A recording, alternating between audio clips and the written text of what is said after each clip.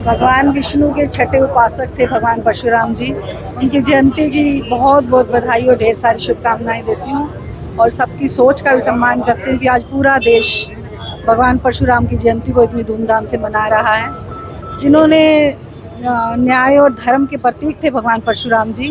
अधर्म और अन्याय के विनाश के लिए उन्होंने धर्म की स्थापना की।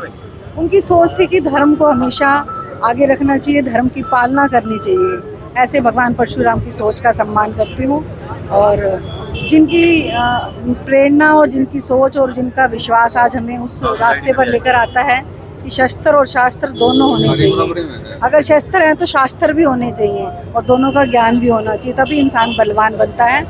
और उनके लिए कवियों ने बहुत सुंदर लाइन लिखी है कि जब जब भगवान परशुराम जी फरसा लेकर रणभूमि में आते हैं, तब तब अधर्मी और पापी का विनाश करके जाते हैं। ऐसे भगवान परशुराम की जयंती को पूरा देश मना रहा है और आगे भी उतनी आस्था और भाव के साथ मनाता रहेगा। ऐसा है कि आदरणीय प्रदेश अध्यक्ष जी की एक चंडीगढ़ के अंदर इमरजेंसी मीटिंग आ गई थी, वो वहाँ चले गए, उनका मैसेज आ गया था, मंत्री जी पहुँच चुके हैं।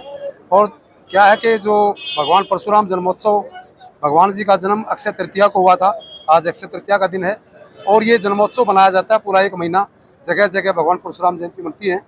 लेकिन गोहाना वासियों ने जैसे हमने बैठक की, ये सर्व समाज का काम होता है, ना कि एक ब्राह्मण समाज का, क्योंकि कोई भी महापुरुष जैसे चौधरी छोटूराम, भगवान बाबा साहब अम्बेडकर या जो भी महापुरुष होते हैं वो किसी एक जाति विशेष के नहीं होते।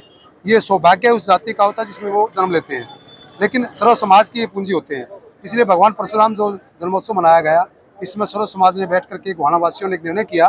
पहले शोभा यात्रा और भंडारे वगैरह कार्यक्रम था लंबा, लेकिन उन्होंने कहा कि भाई जो 22 तारीख को दर्शन सत्या हुई सैलानियों की, उसको देखते हुए शोभा यात्रा और भंडारे वगैरह कार्यक्रम रोक दिया गया और निर्णय किया गया कि हम भगवान परशुराम के चरणों में बैठ करके हवन यज्ञ करेंगे और उनकी आत्माओं की शांति के लिए, सैलानियों के लिए पुष्पांजलि करेंगे।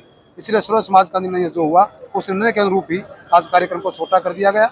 और मैं सभी से निवेदन करूंगा कि भगवान परशुराम के आदर्शों को मानते हुए, और जैसे ब्राह्मण का धर्म लोगों को आशीर्वाद देने के साथ साथ एक क्षत्रिय धर्म भी निभाना होता है कि शत्रुओं का नाश करना भी होता है, तो हम इसीलिए उनके आदर्शों को मानते हुए अपने सभी समस्त समाज को साथ लेकर के, जैसे ब्रह्म समाज को 36 बिरादरी एक दादा का मान सम्मान देती है, मैं सभी ब्रह्म समाज से भी निवेदन करूंगा कि सर्व समाज को हमेशा जोड़ करके और अपने भाइयों को विविधता के सारे जोड़ करके आगे बढ़ना चाहिए, तभी आप असली ब्राह्मण कहलाएंगे। भगवान परशुराम की जय। आज गोहाना में भगवान श्री परशुराम जयंती के उपलक्ष्य में हवन किया जा रहा है। हमें ये कार्यक्रम में जम्मू कश्मीर में जो पहलगाम में हादसा हुआ था, उसको देखते हुए एक सामान्य कार्यक्रम रखा गया, नहीं तो एक इसकी शोभा यात्रा भी निकालनी थी। और हमें अपने आदर्शों, जो आदर्श हमारे भगवान हैं, उनके विचारों को अपने जीवन में शैली मिलाना चाहिए और आम समाज में उनके विचारों को आगे बढ़ाना चाहिए। इससे इस समाज में एकता और समरसता आएगी।